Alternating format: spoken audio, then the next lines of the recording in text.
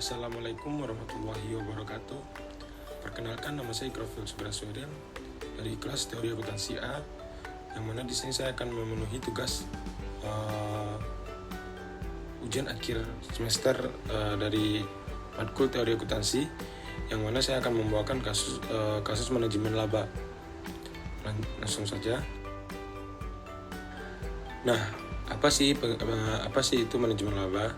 Menurut Sri Sulistianto 2008, manajemen laba adalah upaya mengubah, menyembunyikan, dan menunda informasi keuangan.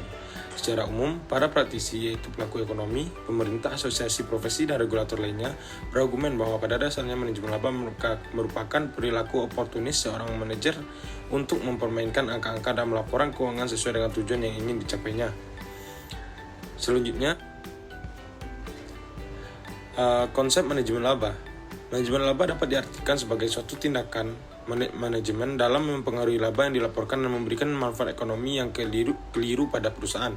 Sehingga dalam jangka panjang, hal tersebut akan sangat manajemen laba sebagai suatu intervensi dengan maksud tertentu terhadap proses pelaporan keuangan eksternal dengan sengaja memperoleh beberapa keuntungan pribadi.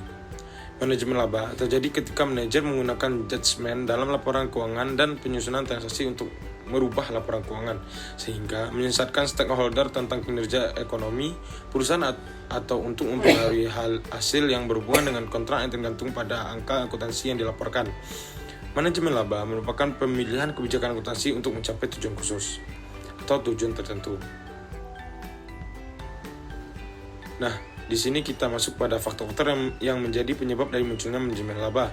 Yang pertama itu ada manajemen akrual, yang kedua penerapan suatu kebijakan akuntansi yang wajib, yang ketiga perubahan aktifat secara sukarela. Nah, di sini kita akan membacakan pola apa saja yang ada pada manajemen laba. Yang pertama itu ada taking abad, yaitu pola manajemen laba yang melaporkan laba pada periode berjalan dengan nilai sangat rendah atau sangat tinggi. Yang kedua ada income minimize atau menjadikan laba di periode berjalan lebih rendah daripada laba sesungguhnya. Yang ketiga ada income maximization atau pola manajemen laba ini kebalikan dari income minimization atau melaporkan laba lebih tinggi daripada laba sesungguhnya. Yang keempat itu ada ada income something, pola manajemen laba yang paling menarik, yaitu dengan cara melaporkan tingkat laba yang cenderung fluktuasi yang pada periode-periode tertentu.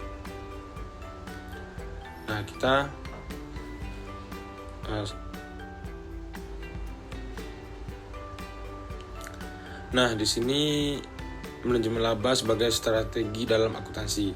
Secara umum, manajemen laba didefinisikan sebagai upaya manajer perusahaan untuk menginvestasikan atau memengaruhi informasi dalam laporan keuangan dengan tujuan untuk mengelabui stakeholder yang ingin mengetahui kinerja dan kondisi perusahaan.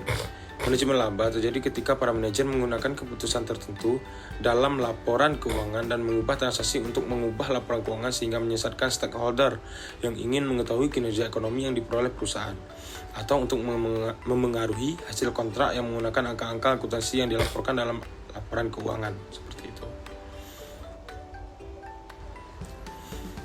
Nah, di sini kita akan membahas tentang kasus manajemen laba pada kasus real ya. Nah, itu ada pada di akuntan PT Kimia Farma Tbk atau PT KAEF melakukan praktek earning management atau manajemen laba melalui manipulasi berbagai prosedur akuntansi di bagian persediaannya, produksi, penjualan, keuangan, dan metode akuntansinya, serta mengeksplorasi unsur pembentukan laba melalui pengakuan transaksi, penilaian accounts, pengukuran accounts, serta penyajian dan pelaporan accounts dalam laporan keuangan. Perlakuan akuntansi dilakukan treatment dalam rangka pencapaian target laba yang diinginkan oleh semua pihak, yaitu stakeholder. Hal ini disebabkan telah ditemukan kesalahan yang cukup mendasar pada laporan keuangan di stat.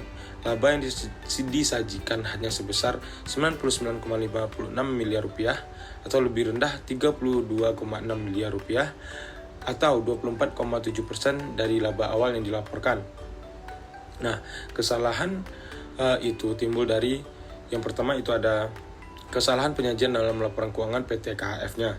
Yang kedua adalah kesalahan tersebut terdapat pada unit sebagai berikut. Yang pertama itu ada unit industri bahan baku, kesalahan berupa overstate penjualan sebesar 2,7 miliar.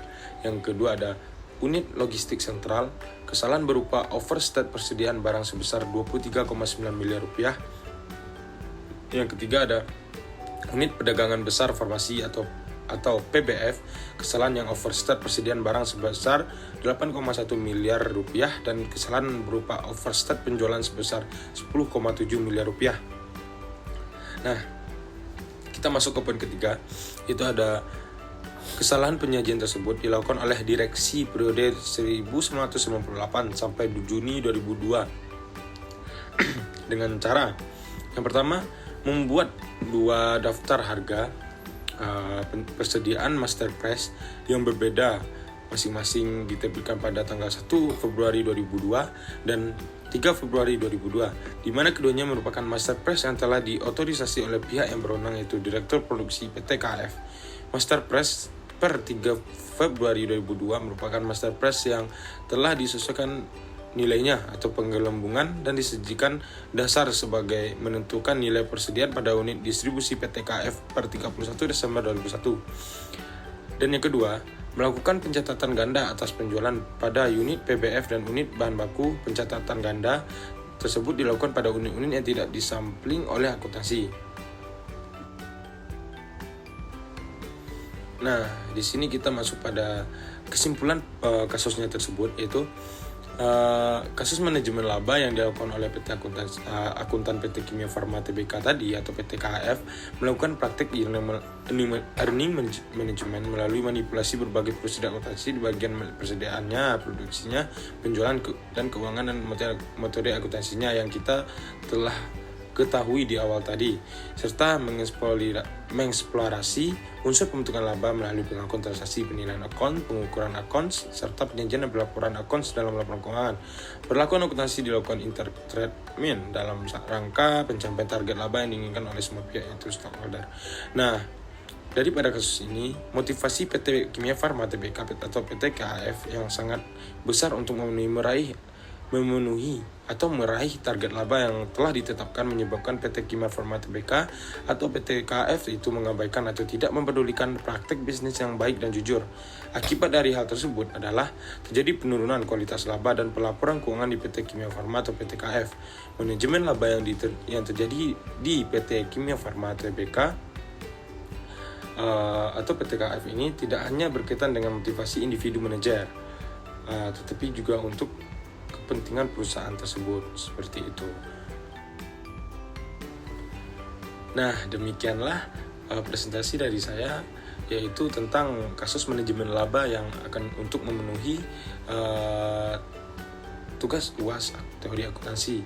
Nah, saya akhiri dengan alhamdulillahirabbil alamin.